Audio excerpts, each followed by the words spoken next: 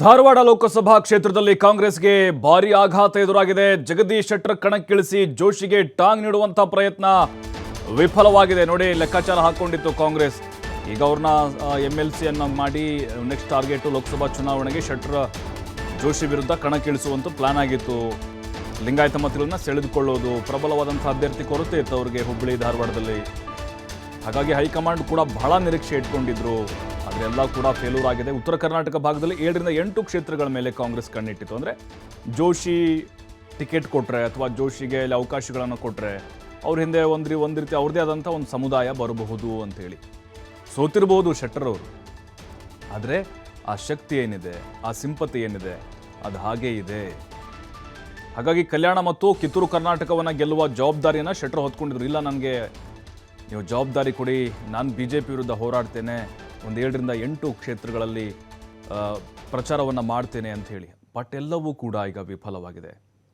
ನೋಡಿ, ಉತ್ತರ ಕರ್ನಾಟಕ ಭಾಗದಲ್ಲಿ ಕಾಂಗ್ರೆಸ್ನಲ್ಲಿ ನಾಯಕರ ಕೊರತೆ ಇದೆ, ಅಂತಹ ಮಹಾನ್ ನಾಯಕರ ಕೊರತೆ ಇದೆ. ಶೆಟ್ಟರ್ ಇದ್ದರು, ಆದರೆ ಅದನ್ನೂ ಕೂಡ ಈಗ ಕಾಂಗ್ರೆಸ್ ಕಳ್ಕೊಂಡ್ಬಿಟ್ಟಿದೆ.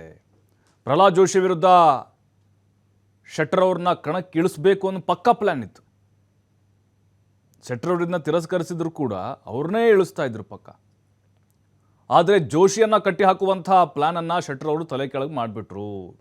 ಒಂದು ರೀತಿ ಶಾಕ್ ಕೊಟ್ಬಿಟ್ರು. ಲಿಂಗಾಯತ ಟ್ರಂಪ್ ಕಾರ್ಡ್ ಪ್ಲೇ ಮಾಡಿ ಚುನಾವಣೆ ಗೆಲ್ಲುವಂಥ ಪ್ಲ್ಯಾನ್ ಈಗ ಉಲ್ಟಾಗಿದೆ. ಅಂದರೆ ಲಿಂಗಾಯತ ಸಮುದಾಯ ಕೇವಲ ಒಂದು ಶೆಟ್ಟರ್ ಒಂದು ವ್ಯಕ್ತಿಯಾಗಿ ನೋಡ್ತಾ ಇಲ್ಲ ಇಲ್ಲಿ. ಶೆಟ್ಟರ್ ಅವ್ರಿಗೆ ಟಿಕೆಟ್ ಕೊಟ್ಟರೆ ಅಥವಾ ಅವ್ರು ಗೆದ್ದರೆ ಅವ್ರ ಹಿಂದೆ ಒಂದು ಸಮುದಾಯ ಇದೆ. ಸ್ವಲ್ಪನಾದರೂ ಓಕೆ, ಪೂರ್ತಿ ಅಂತಲ್ಲ, ಸ್ವಲ್ಪನಾದರೂ ಆ ಸಮುದಾಯದ ಓಲೈಕೆಯನ್ನು ಕಾಂಗ್ರೆಸ್ ಕಡೆ ಮಾಡ್ಕೊಳ್ಬೋದು ಅಂಥೇಳಿ. ಯಾಕೆಂದರೆ ಶೆಟ್ಟರ್ ಅವರು BJP ಬಿಟ್ಟಾಗ ಅಲ್ಲಿ ಸ್ವಲ್ಪ ಎಫೆಕ್ಟ್ ಆಗಿದೆ ಉತ್ತರ ಕರ್ನಾಟಕ ಭಾಗದಲ್ಲಿ. ಹುಬ್ಬಳ್ಳಿ ಧಾರವಾಡ ಸೆಂಟ್ರಲ್ ಸೋತಿರಬಹುದು, ಅವರು ತೆಂಗಿನಕಾಯಿ ಗೆದ್ದಿರಬಹುದು. ಆದರೆ ಆ ಸಮುದಾಯ ನಿಜವಾಗ್ಲೂ ಮುನಿಸ್ಕೊಂಡಿತ್ತು. ಅದು ಮೆಲ್ಲಗೆ ಕಾಂಗ್ರೆಸ್ ಕಡೆ ವಾಲ್ತಾ ಇತ್ತು. ಇಲ್ಲಿ ಕಾಂಗ್ರೆಸ್ ಚಾಪೆ ಕೆಳಗಡೆ ನುಸುಳಿದ್ರೆ ರಂಗೋಲಿ ಕೆಳಗಡೆ BJP ಅವರು ನುಸುಳಿದ್ದಾರೆ. ಹಾಗಾದರೆ ಶೆಟ್ಟರ್ ಅಲ್ಲದೆ ಯಾರಾಗ್ತಾರೆ ಜೋಶಿ ಕಟ್ಟಿ ಹಾಕುವಂಥ ಪ್ರಬಲ ಅಭ್ಯರ್ಥಿ? ಯಾರಿದ್ದಾರೆ? ರಜತ್ ಉಳ್ಳಾಗಡ್ಡಿ ಮಠ್ ಅಂತ ಇದ್ದಾರೆ, ಯುವ ನಾಯಕರು. ಅದನ್ನು ಹೊರತುಪಡಿಸಿದರೆ ಸ್ಥಳೀಯವಾಗಿ ಕೆಲ ಕಾಂಗ್ರೆಸ್ ನಾಯಕರಿದ್ದಾರೆ. ಬಟ್ ಅವ್ರಿಗೆ ಟಿಕೆಟ್ ಕೊಡ್ತಾರಾ ಇಲ್ವಾ, ಅವ್ರಿಗೆ ಕೊಟ್ಟರೆ ಗೆಲ್ಲುವಂಥ ಸಾಧ್ಯತೆಗಳಿದಾವ? ಇದೆಲ್ಲವನ್ನು ಕೂಡ ಕಾಂಗ್ರೆಸ್ ಈಗ ಲೆಕ್ಕಾಚಾರ ಹಾಕ್ತಾ ಇದೆ.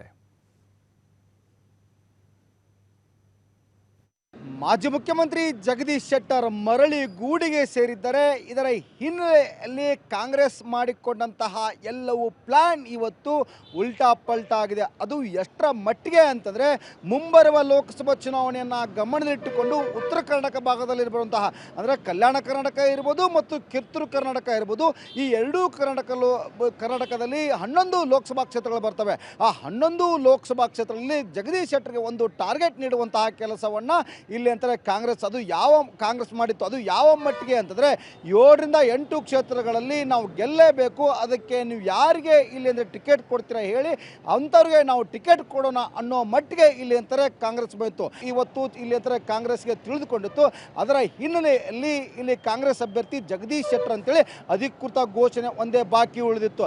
ಅದೇ ಅಲ್ಲದೆ ಇನ್ನೊಂದು ಕಡೆ ಅಂತಂದರೆ, ಇಲ್ಲಿ ಒಂದು ಕಡೆ ಏನು ಧಾರವಾಡ ಲೋಕಸಭಾ ಚುನಾವಣೆಯ ಏನು ಉಸ್ತುವಾರಿ ಏನಿದೆ, ಆ ಉಸ್ತುವಾರಿಯ ಇಲ್ಲಿ ಲಕ್ಷ್ಮೀ ಹೆಬ್ಬಾಳ್ಕರ್ ಇರ್ತಾರೆ. ಆ ಲಕ್ಷ್ಮೀ ಹೆಬ್ಬಾಳ್ಕರ್ಗೆ ಒಂದು ಕಡೆ ಎಲ್ಲರೂ ಯಾರು ಟಿಕೆಟ್ ಆಕಾಂಕ್ಷಿಗಳಿರ್ತಾರೆ, ಆ ಟಿಕೆಟ್ ಆಕಾಂಕ್ಷಿಗಳು ಅರ್ಜಿಯನ್ನು ಹಾಕಬೇಕಾಗಿತ್ತು. ಆದರೆ ಜಗದೀಶ್ ಶೆಟ್ಟರ್ ಅರ್ಜಿ ಹಾಕಿರಲ್ಲ. 17 ಜನ ಅರ್ಜಿ ಹಾಕಿರ್ತಾರೆ, ಜಗದೀಶ್ ಶೆಟ್ಟರ್ ಅರ್ಜಿ ಹಾಕಿರಲ್ಲ.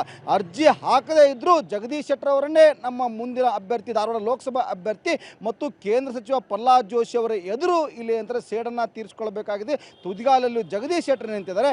ಈಗ ಯಾಕಂದರೆ ಕಳೆದ ವಿಧಾನಸಭಾ ಚುನಾವಣೆಯಲ್ಲಿ ನನಗೆ ಟಿಕೆಟ್ ತಪ್ಪಿಸಿದ್ದು ಕೇಂದ್ರ ಸಚಿವ ಪ್ರಹ್ಲಾದ್ ಜೋಶಿ ಅವರೇ ಅಂತೇಳಿ ಬಹಿರಂಗವಾಗಿ ಜಗದೀಶ್ ಶೆಟ್ಟರ್ ಹೇಳಿಕೆ ನೀಡಿದರು. ಇದನ್ನು ಅರ್ಥಂತಹ ಕಾಂಗ್ರೆಸ್ ಇಲ್ಲಿ ಅಂತಂದರೆ ಕೇಂದ್ರ ಸಚಿವ ಪ್ರಹ್ಲಾದ್ ಜೋಶಿ ಅವರ ಎದುರಾಳಿ ಜಗದೀಶ್ ಶೆಟ್ಟರ್ನ ಮಾಡಬೇಕು ಅಂದಾಗ ಇಲ್ಲಿ ಅಂತಾರೆ ಲಿಂಗಾಯತ ಟ್ರಂಪ್ ಕಾರ್ಡ್ನ ಉಪಯೋಗ ಮಾಡಿಕೊಂಡು ಧಾರವಾಡ ಲೋಕಸಭಾ ಕ್ಷೇತ್ರವನ್ನು ನಾವು ಸರಳವಾಗಿ ಇಲ್ಲಿ ಗೆಲ್ಲಬಹುದು ಅನ್ನೋ ಒಂದು ಲೆಕ್ಕಾಚಾರವನ್ನು ಇವತ್ತು ಕಾಂಗ್ರೆಸ್ ಇಟ್ಟುಕೊಂಡಿತ್ತು. ಅದೆಲ್ಲವೂ ಈಗ ಉಲ್ಟಾ ಪಲ್ಟಾ ಆಗಿದೆ. ಅದಕ್ಕೆ ಮೂಲ ಕಾರಣ ಏನು ಅಂತಂದರೆ, ಜಗದೀಶ್ ಶೆಟ್ಟರ್ ಮರಳಿ ಇವತ್ತು BJP ಸೇರ್ಪಡೆ ಆಗಿದ್ದು, ಏನು ಇವತ್ತು ಕಾಂಗ್ರೆಸ್ ಏನು ಪ್ಲಾನ್ ಮಾಡಿಕೊಂಡಿತ್ತು ಅದೆಲ್ಲವೂ ಇವತ್ತು ತಿರುವು ಮುರುವಾಗಿದೆ.